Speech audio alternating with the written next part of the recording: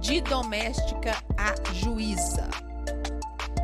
Em vaga de banco, fui recusada por ter cara de pobre. Eita, bem-vinda ao clube, coisa mais comum. Caderno Universa do portal UOL. A juíza Antônia Marina Aparecida de Paula Faleiros, 60 anos, ainda se lembra da esperança que sentiu quando um banco privado chegou à sua cidade natal, Serra Azul de Minas, a cerca de 300 quilômetros de Belo Horizonte. Abre aspas. Eu tinha 17 anos, era uma menina da roça, havia acabado de concluir o ensino médio e fui concorrer a uma vaga de emprego. Fiz uma prova e sei que havia ido bem, era ótima aluna, mas foi traumático. Nem em último lugar eu fiquei. Muito tempo depois, soube que a prova sequer foi corrigida. Eu não pertencia àquele mundo privilegiado, nem da aparência, nem da nascença. Conta Antônia há 18 anos como juíza de uma comarca da Bahia. E aqui vale um parênteses. Como é difícil gente simples passar em concurso no Tribunal de Justiça de Minas Gerais. O povo ordinário, eu tenho amiga que fez prova e passa numa etapa, passa na outra, chega na banca, toma pau porque não tem pedigree. Vamos rasgar o verbo, não tem pedigree. Você vê vaga sendo prejuízo aqui, vaga sendo preenchida aqui em Minas, com gente do Rio. O que você vê de juiz com sotaque carioca não tá no gibi. Gente de outros estados, mas é gente que vem recomendado, pode ter certeza, porque nós temos excelentes candidatos e candidatas em Minas que não passam por não ter pedigree. É um absurdo,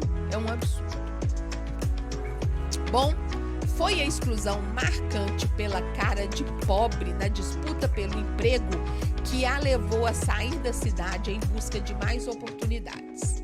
Em Belo Horizonte, morou na rua por meses e foi empregada doméstica por 5 anos.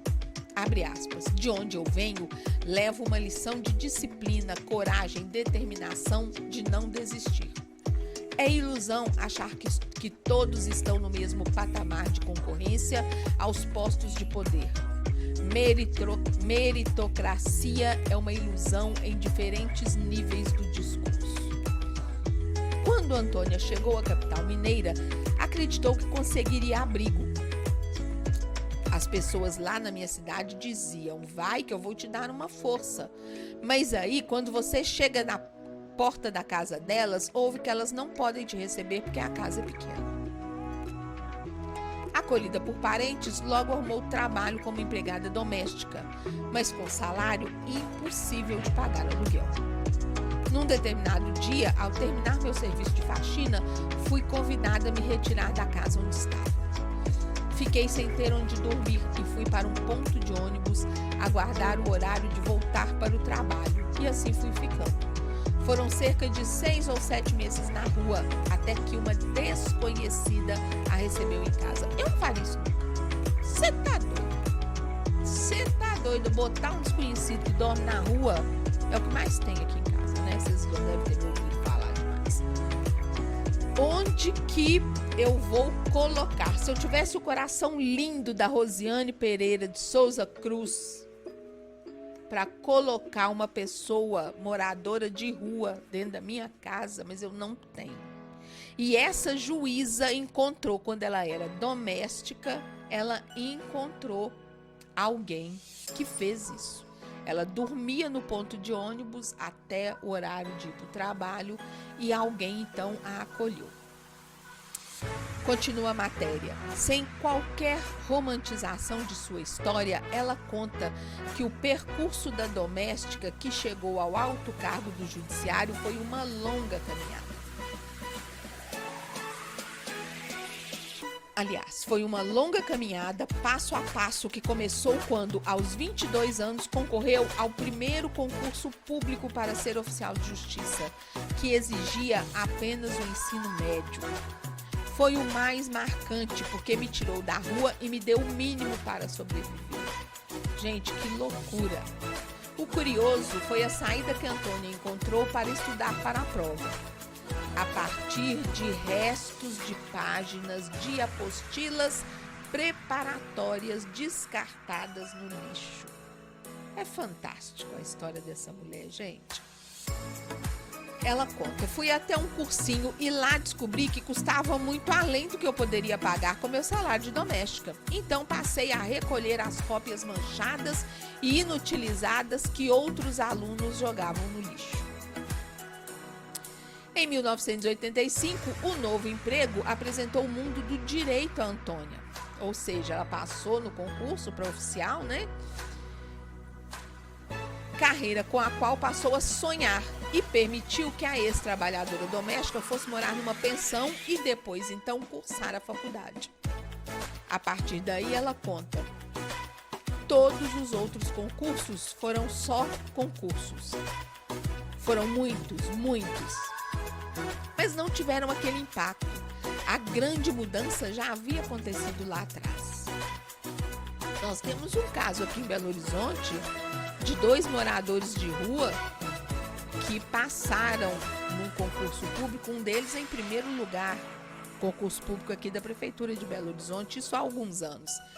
E eles iam estudar na biblioteca pública, dormiam, comiam no abrigo que tem aqui perto da minha casa, uns 5 quarteirões daqui, e o tempo, durante o dia que não podiam ficar no abrigo, eles iam para a rua? Não, eles iam para a biblioteca estudar. Olha que fantástico. Bom, após anos de dedicação ao direito e inúmeros concursos prestados até alcançar a magistratura, Antônia se diz realizada com a sua atuação e as possibilidades de olhar para os outros como muitas vezes desejou ser olhada durante sua trajetória. Abre aspas. Muitas vezes você não responde àquilo que a pessoa quer ouvir, mas você pode dar uma resposta para ela com todo o respeito, atendê-la, ter abertura e empatia. Fecha aspas. Como juíza criminal, ela sabe que nem sempre oferece a providência que o condenado quer. Seu trabalho é impor penalidades. Mas ela diz, mas sempre olhando para o ser humano além do direito e além do delito. A situação rotineira de hoje arremete ao ofício do passado, quando ela foi empregada doméstica. Havia uma patroa que fazia questão de manter uma enorme distância de mim, ela conta. E isso justamente na época em que eu passava a noite na rua, no ponto de ônibus. Gente, como que você sabe que uma pessoa que trabalha para você tá passando tal nível de dificuldade e você não busca ajudá-la em nada e ainda tem nojo da pessoa? Isso não entra na minha cabeça. Antônia chegou a pedir para morar no quartinho dos fundos da casa da empregadora, mas o que ouviu foi que negrinha dentro de casa é tentação para marido e filho. Engole essa. Engole. A negrinha, no caso, era eu, diz a magistrada, ciente de que o preconceito de raça e classe se perpetua nos corredores da justiça. Ah, exatamente. Diante de um Brasil ainda tão injusto, a juíza deixa sua mensagem para o ano que começa. Abre aspas. Com as ferramentas que tiver em mãos, você conseguirá fazer sua mudança. Não se compare com os outros. Comparação só existe quando 2 pessoas saem do mesmo ponto de partida. Quando isso não acontece, dentro das suas possibilidades, seja você a senhora do seu destino. Fantástica essa história, fantástica.